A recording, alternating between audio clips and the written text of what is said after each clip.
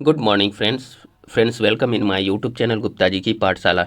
Friends आज है 13 मई 2025 और आज के बनने वाले सभी करेंट अफेयर्स की यहाँ चर्चा करेंगे। फ्रेंड्स आज कोई रिवीजन नहीं है क्योंकि कल मैंने लास्ट 7 डेज़ के करेंट अफेयर्स का क्विक रिवीजन करवाया हुआ है। 87 क्वेश्चन है, मात्र 20 मिनट्स का वीडियो है। जिन्होंने भी कल के वीडियो को नहीं देखे हैं वो अवश्य देखें, वन लाइनर फॉर्मेट में है, क्योंकि आगामी एग्जाम के लिए काफ़ी इंपॉर्टेंट हो जाते हैं फ्रेंड्स करेंट अफेयर्स। तो आप लोग करेंट अफेयर्स सेक्शन को जितनी बार देखेंगे उतना ज़्यादा फायदा मिलेगा फ्रेंड्स। तो चलिए स्टार्ट करते हैं। पहला क्वेश्चन, सरकार के द्वारा स्टार्टअप्स के लिए ऋण गारंटी को 10 करोड़ रुपए से बढ़ाकर कितना किया गया है? तो इसका आंसर हो जाएगा डी 20 करोड़ रुपए।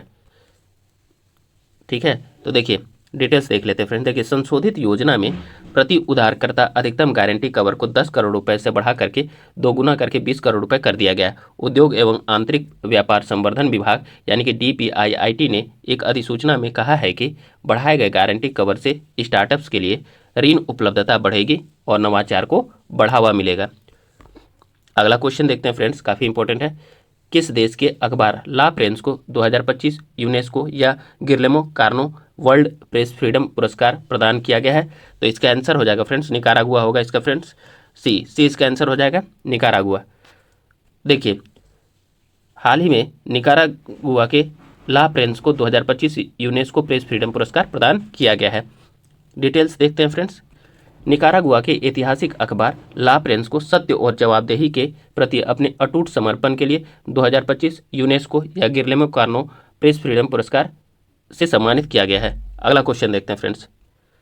हाल ही में उत्तर प्रदेश सरकार ने यूपी एग्रीज और AI प्रज्ञा नामक दो पहलों को किसके साथ मिलकर शुरू किया है? तो इसका आंसर हो जाएगा ए इसका आंसर हो जाएगा विश्व बैंक। तो देखिए उत्तर प्रदेश सरकार ने यूपी एग्रीज और AI प्रज्ञा नामक दो पहलों को विश्व बैंक के साथ मिल करके शुरू किया है। चलिए डिटेल्स देखते हैं फ्रेंड्स। देखिए उत्तर प्रदेश सरकार ने विश्व बैंक के साथ मिलकर यूपी एग्रीज और AI प्रज्ञा पहल शुरू की। उत्तर प्रदेश के मुख्यमंत्री योगी आदित्यनाथ जी ने हाल ही में विश्व बैंक के अध्यक्ष अजय बंगा की उपस्थिति में दो परिवर्तनकारी पहले यूपी एग्रीज और AI प्रज्ञा की शुरुआत की है। अगला क्वेश्चन देखते हैं फ्रेंड्स।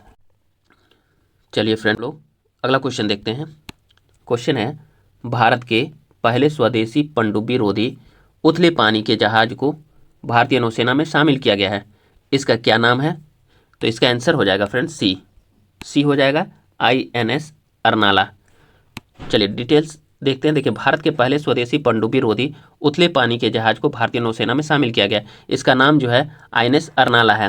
देखिए स्वदेशी रक्षा विनिर्माण में एक बड़ी छलांग लगाते हुए भारत का पहला anti submarine warfare shallow water यानी कि उथले जल पोत यानी क्राफ्ट INS अरनाला को भारतीय नौसेना को मुंबई में सौंप दिया गया है। Garden rich ship builders and engineers limited और L&T शिपयार्ड के बीच सार्वजनिक निजी सहयोग यानी PPP के माध्यम से निर्मित यह युद्धपोत भारत की बढ़ती क्षमता को दर्शाता है। अब देखिए महाराष्ट्र के तटीय कोंकण क्षेत्र में पालघर जिले के वसई विरार तट पर स्थित इस जहाज का नाम एक ऐतिहासिक किले वाले द्वीप के नाम पर रखा गया है। अगला क्वेश्चन देखते हैं फ्रेंड्स, इंपॉर्टेंट है। देखिए संचारी कावेरी नामक स्मार्ट जल आपूर्ति और कनेक्शन पहल को हाल ही में किस शहर में शुरू किया गया है? तो इसका आंसर हो जाएगा B बेंगलुरु। तो देखिए संचारी कावेरी नामक स्मार्ट जल आपूर्ति और कनेक्शन पहल को हाल ही में बेंगलुरु शहर में शुरू किया गया है। अब डिटेल्स देखते हैं फ्रेंड्स। देखिए संचारी कावेरी नामक स्मार्ट जल आपूर्ति और कनेक्शन पहल को हाल ही में बेंगलुरु में शुरू किया गया। यह पहल बेंगलुरु जल आपूर्ति और सीवरेज बोर्ड यानी BWSSB द्वारा लागू की गई है, जो शहर में कावेरी जल आपूर्ति को बढ़ा रही है। बात हो रही है यहाँ पर कावेरी नदी की, तो देखते हैं इसके बारे में। देखिए कावेरी कर्नाटक और उत्तरी तमिलनाडु में बहने वाली एक सदानीरा नदी है। यह पश्चिमी घाट के पर्वत ब्रह्मगिरी से निकलती है। इसकी लंबाई प्रायः 760 किलोमीटर है। दक्षिण पूर्व में प्रवाहित होकर कावेरी नदी बंगाल की खाड़ी में मिलती है। सिमसा, हेमावती, भवानी इसकी उपनदियां हैं। अगला क्वेश्चन है फ्रेंड्स, किस शहर में अवैध बांग्लादेशियों को पकड़ने के लिए ऑपरेशन फेसवाश चलाया जा रहा है? तो इसका आंसर हो जाएगा फ्रेंड्स डी नई दिल्ली। तो नई दिल्ली में जो है बांग्लादेशियों को पकड़ने के लिए ऑपरेशन फेसवाश चलाया जा रहा है। ठीक है, चलिए डिटेल्स देख लेते हैं। देखिए, दिल्ली में अवैध रूप से रह रहे बांग्लादेशी नागरिकों की पहचान के लिए जिला पुलिस ने ऑपरेशन फेसवॉश नाम से विशेष अभियान चलाई हुई है। इसके तहत दिल्ली पुलिस ने 3 बांग्लादेशियों को पकड़ा है जो अवैध रूप से देश की राजधानी में रह रहे थे। तीनों को बांग्लादेश वापस भेजने की प्रक्रिया भी शुरू की जा चुकी है। अगला क्वेश्चन देखते हैं फ्रेंड्स। हाल ही में किस शहर में भारत का पहला waste to wildlife park बनाया जाएगा? तो इसका आंसर हो जाएगा फ्रेंड्स सी इसका आंसर हो जाएगा नोएडा। एक्चुअली ये बन करके तैयार हो चुका है, ठीक है। तो डिटेल्स देख लेते हैं फ्रेंड्स। देखिए, पहला नेचुरल ट्रेल ऑफ आर्टिफिशियल जू थीम पार्क दिल्ली के एकदम नज़दीक महामाया फ्लाईओवर के पास नोएडा में बनकर तैयार है। इसे प्राधिकरण ने नोएडा जंगल ट्रेल नाम दिया है। यह देश का पहला waste to wildlife park है। इस पार्क को 3 जोन में बांटा गया है। पार्क को पब्लिक प्राइवेट पार्टनरशिप यानी कि PPP मॉडल पर विकसित किया गया है। अगला क्वेश्चन देखते हैं फ्रेंड्स। हाल ही में खबरों में रहा भारत दुनिया में कौन सा सबसे बड़ा वाहन निर्माता देश बन गया है? तो इसका आंसर हो जाएगा फ्रेंड्स सी तीसरा, ठीक है। तो हाल ही में खबरों में रहा भारत जो है विश्व में दुनिया का तीसरा सबसे बड़ा वाहन निर्माता देश बन गया है। डिटेल्स देख लेते हैं फ्रेंड्स। देखिए, केंद्रीय सड़क परिवहन और राजमार्ग मंत्रालय के अनुसार भारत अब दुनिया में तीसरा सबसे बड़ा वाहन निर्माता देश है। नितिन गडकरी जी ने यह बात नई दिल्ली में आयोजित चौथे अंतर्राष्ट्रीय BBB सम्मेलन और bio energy value chain expo को संबोधित करते हुए कही थी। उन्होंने बताया कि देश का ऑटोमोबाइल उद्योग लगातार बढ़ रहा है। अगला क्वेश्चन देखते हैं फ्रेंड्स। सुरक्षा बलों चलिए फ्रेंड्स, अब हम लोग नेक्स्ट क्वेश्चन देखते हैं। अगला क्वेश्चन है, सुरक्षा बलों द्वारा अमरनाथ यात्रा के सुरक्षित के लिए निम्न में से कौन सा ऑपरेशन शुरू किया जाएगा? तो इसका आंसर हो जाएगा ए ऑपरेशन शिवा, ठीक है। तो देखिए, सुरक्षा बलों द्वारा अमरनाथ यात्रा के सुरक्षित संचालन के लिए ऑपरेशन शिवा को शुरू किया जाएगा। डिटेल्स देख लेते हैं फ्रेंड्स। देखिए, सुरक्षा बलों द्वारा अमरनाथ यात्रा के सुरक्षित संचालन के लिए ऑपरेशन शिवा शुरू किया जाएगा। यह ऑपरेशन यात्रा के दौरान सुरक्षा सुनिश्चित करने और किसी भी संभावित खतरे से निपटने के लिए शुरू किया जाता है। इसके साथ साथ एक और ऑपरेशन है फ्रेंड्स इसी से रिलेटेड, ऑपरेशन ऑल आउट। तो इसको भी हम लोग देख लेते हैं। देखिए, भारतीय सेना अमरनाथ यात्रा के दौरान ऑपरेशन ऑल आउट भी चलाती है, जिसमें यात्रा के रूट और पवित्र गुफा की निगरानी की जाती है फ्रेंड्स। अगला क्वेश्चन काफ़ी इंपॉर्टेंट है फ्रेंड्स। देखिए, राष्ट्रीय विधिक सेवा प्राधिकरण यानी नालसा का अध्यक्ष किसे नियुक्त किया गया है? तो इसका आंसर हो जाएगा डी इसका आंसर हो जाएगा सूर्यकांत। तो देखिए, सूर्यकांत को हाल ही में नालसा का अध्यक्ष नियुक्त किया गया है। डिटेल्स देख लेते हैं फ्रेंड्स। देखिए, भारत के राष्ट्रपति द्वारा सर्वोच्च न्यायालय के वर्तमान न्यायाधीश न्यायमूर्ति सूर्यकांत को राष्ट्रीय विधिक सेवा प्राधिकरण यानी नालसा का नया कार्यकारी अध्यक्ष नियुक्त किया गया। यह नियुक्ति 14 मई 2025 से प्रभावी होगी और यह सर्वोच्च न्यायालय के दूसरे वरिष्ठतम न्यायाधीश को इस पद पर नियुक्त करने की परंपरा के अनुरूप है। अगला क्वेश्चन देखते हैं फ्रेंड्स। प्रधानमंत्री सूक्ष्म खाद्य प्रसंस्करण उद्यम औपचारिकीकरण योजना के कार्यान्वयन में किस राज्य ने प्रथम स्थान प्राप्त किया है? तो इसका आंसर हो जाएगा बी बिहार। तो देखिए, प्रधानमंत्री सूक्ष्म खाद्य प्रसंस्करण उद्यम औपचारिकीकरण योजना के कार्यान्वयन में बिहार राज्य ने प्रथम स्थान प्राप्त किया है। डिटेल्स देख लेते हैं फ्रेंड्स। देखिए,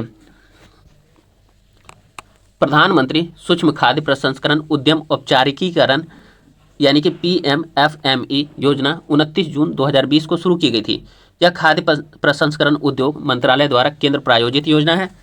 यह योजना सूक्ष्म खाद्य प्रसंस्करण उद्यमों को प्रौद्योगिकी को उन्नत करने और औपचारिक मान्यता प्राप्त करने में मदद करती है। यह खाद्य प्रसंस्करण व्यवसायों को बेहतर बनाने के लिए किसान उत्पादक संगठनों, स्वयं सहायता समूहों और सहकारी समितियों का समर्थन करता है। देखिए, इस योजना के तहत वित्तीय, तकनीकी और क्षमता निर्माण सहायता दी जाती है। उद्योग मंत्री द्वारा हाल ही में घोषित 2024-25 में PMFME योजना को लागू करने में बिहार ने पहला स्थान हासिल किया है।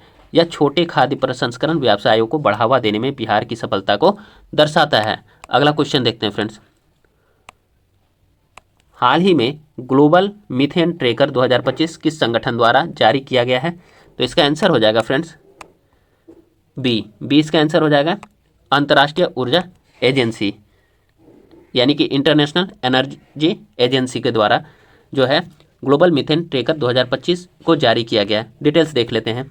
देखिए, अंतर्राष्ट्रीय ऊर्जा एजेंसी यानी कि IEA के ग्लोबल मीथेन ट्रेकर 2025 के अनुसार ऊर्जा क्षेत्र में 2024 में लगभग 145 मिलियन टन मीथेन उत्सर्जित किया गया। ग्लोबल मीथेन ट्रेकर 2025 को अंतर्राष्ट्रीय ऊर्जा एजेंसी द्वारा जारी किया गया है। अकेले तेल और गैस सुविधाओं ने 80 मिलियन टन से अधिक का योगदान दिया। मीथेन एक शक्तिशाली ग्रीन हाउस गैस है जो औद्योगिक क्रांति के बाद से लगभग 30% ग्लोबल वार्मिंग के लिए जिम्मेदार है। वायुमंडल में इसका वर्तमान स्तर पूर्व औद्योगिक समय की तुलना में 2.5 गुना यानी कि 2.5 गुना से अधिक है और अन्य गैसों की तुलना में तेजी से बढ़ रहा है। मीथेन के मुख्य मानव स्रोत कृषि, ऊर्जा और अपशिष्ट क्षेत्र हैं। अकेले ऊर्जा क्षेत्र मानव जनित मीथेन उत्सर्जन में 35% से अधिक का योगदान देता है। अगला क्वेश्चन देखते हैं फ्रेंड्स। खबरों में रहा सोंगा ड्रोन किस देश द्वारा विकसित सशस्त्र मानव रहित हवाई प्रणाली यानी कि UAS है? तो इसका आंसर हो जाएगा फ्रेंड्स डी तुर्की। तो हाल ही में खबरों में रहा सोंगा ड्रोन तुर्की द्वारा विकसित सशस्त्र मानव रहित हवाई प्रणाली है। ठीक है, चलिए डिटेल्स देख लेते हैं फ्रेंड्स। देखिए, हाल ही में पाकिस्तान ने लेह से सरक्रीक तक 36 स्थानों पर लगभग 300 से 400 सोंगा ड्रोन का उपयोग करके बड़े पैमाने पर ड्रोन घुसपैठ का प्रयास किया। सोंगा ड्रोन तुर्की की रक्षा कंपनी असिस गार्ड द्वारा विकसित सशस्त्र मानव रहित हवाई प्रणाली यानी UAS है। ये तुर्की के पहले स्वदेशी रूप से निर्मित सशस्त्र ड्रोन है जिन्हें सैन्य उपयोग के लिए डिजाइन किया गया है। सोंगा ड्रोन को पहली बार अप्रैल 2019 में लॉन्च किया गया था और सफल परीक्षण के बाद फरवरी 2020 में तुर्की सशस्त्र बलों यानी TAF में शामिल किया गया था। पाकिस्तान द्वारा हाल ही में की गई तैनाती को सीमा पार ड्रोन गतिविधि में गंभीर वृद्धि को दर्शाती है, जिससे भारत की पश्चिमी सीमा पर सुरक्षा संबंधी चिंताएं बढ़ गई है। अगला क्वेश्चन देखते हैं फ्रेंड्स। अंतर्राष्ट्रीय नर्स दिवस किस दिन मनाया गया है? तो इसका आंसर हो जाएगा फ्रेंड्स C 12 मई। ठीक है, डिटेल्स देख लेते हैं। देखिए, अंतर्राष्ट्रीय नर्स दिवस 12 मई 2025 को मनाया गया है। हर साल 12 मई को दुनिया भर में अंतर्राष्ट्रीय नर्स दिवस मनाया जाता है। यह दिवस नर्सों के योगदान को उजागर करने और उन्हें सम्मान देने के लिए मनाते हैं। वहीं अंतर्राष्ट्रीय नर्स दिवस मशहूर नर्स फ्लोरेंस नाइटिंगेल को समर्पित है। 12 मई को नर्स फ्लोरेंस नाइटिंगेल का जन्म हुआ था। उनकी स्मृति में हर साल 12 मई को अंतर्राष्ट्रीय नर्स दिवस मनाया जाता है। फ्रेंड्स आज का सेशन जो है यहीं समाप्त होता है। कल फिर हम आप लोगों के समक्ष नए सेशन लेकर के पुनः प्रस्तुत होंगे। फ्रेंड्स आप लोग गुप्ता जी की पाठशाला यूट्यूब चैनल को सब्सक्राइब कीजिए, वीडियो को लाइक कीजिए, अधिक से अधिक शेयर कीजिए और इस पर कमेंट कीजिए। फ्रेंड्स धन्यवाद। आप लोगों का दिन शुभ हो।